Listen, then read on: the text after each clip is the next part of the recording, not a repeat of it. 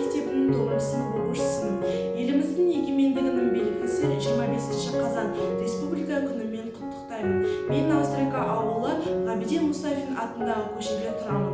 Ғабиден Мұстафин 1902 жылы 29 қарашада Қарағанды облысы Бұқар-Жырау ауданы Жауыр тауы өңірінде дүниеге келген. 1985 жылы 20 қаңтарда дүниеден өткен. Ғабиден Мұстафин жазушы, қоғам қайраткері. Қарағанды пролетариаты қазіргі орталық Қазақстан газетінің жауапты хатшысы. Қызыл ту газеті, әдебиет майданы қазіргі жұлдыз журналының редакторы болып қызмет атқарды. Қазақстан Республикасының жазушылар одағының басқармасының төрағасы болды. Алғашқы әңгімесі 1927 жылы Сәрсен мен Боқаш жыл құсы альмағында жарияланды. Тұңғыш жинағы Ер шойын 1929 жылы жарыққа шықты. 1940 жылы Қарағанды кеншілері өмірінен алынған «Өмір немесе өлім» атты тұңғыш романы жарияланды. Назарларыңызға рахмет.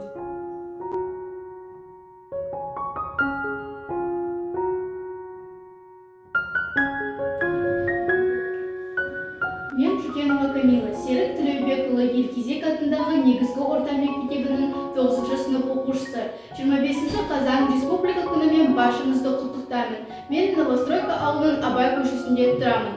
Абай Құнанбаев 1845 жылы 10 тамызда Семей өңірінде дүниеге келіп, 1904 жылы қайтыс болды. Ұлы ақын, ұстаз, ағартушы, қоғам қайраткері, аудармашы, сазгер. Абай атамыздың шығармалары, қара сөздері, әндері, көзімнің қарасы, желсіз түнде жарақай, 8 аяқ. Өлеңдері ғылым таппай мақтанба, қалың елім қазағым қайран жұртым, өлең сөздің патшасы және тағы да басқа. Ескендір Масағұт поэмалары. Абай атамыздың ұлы мұралары қазақтың ең қасиетті қазынасы. Абай атамыз халқымен бірге мәңгі жасайды. Назарларыңызға рахмет.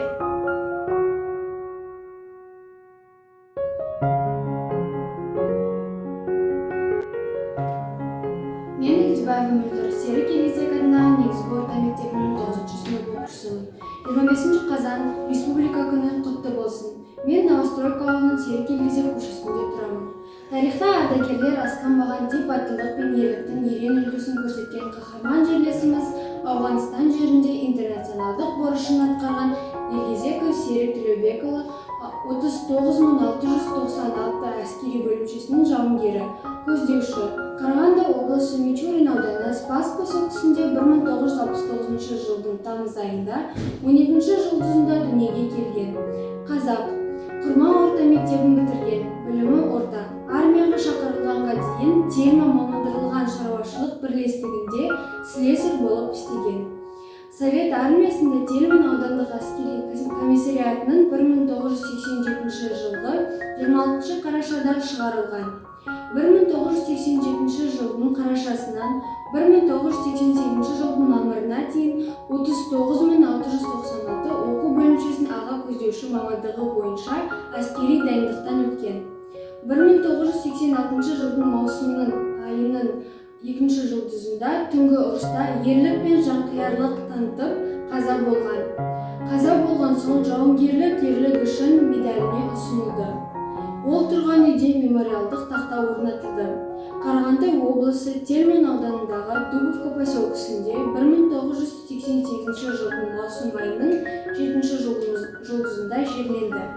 Қазақ ССР Қарағанды облысы Тельман ауданы халық депутаттарының Дубовка селолық советі атқару комитетінің шешімі бойынша 1994 жылдың 17 қаңтарында Новостройка селосындағы негізгі мектепте ауған жерінде интернационалистік борышын өтеп жүріп мерт болған жауынгер Серік Төлеубекұлы Елкезековтың аты берілген.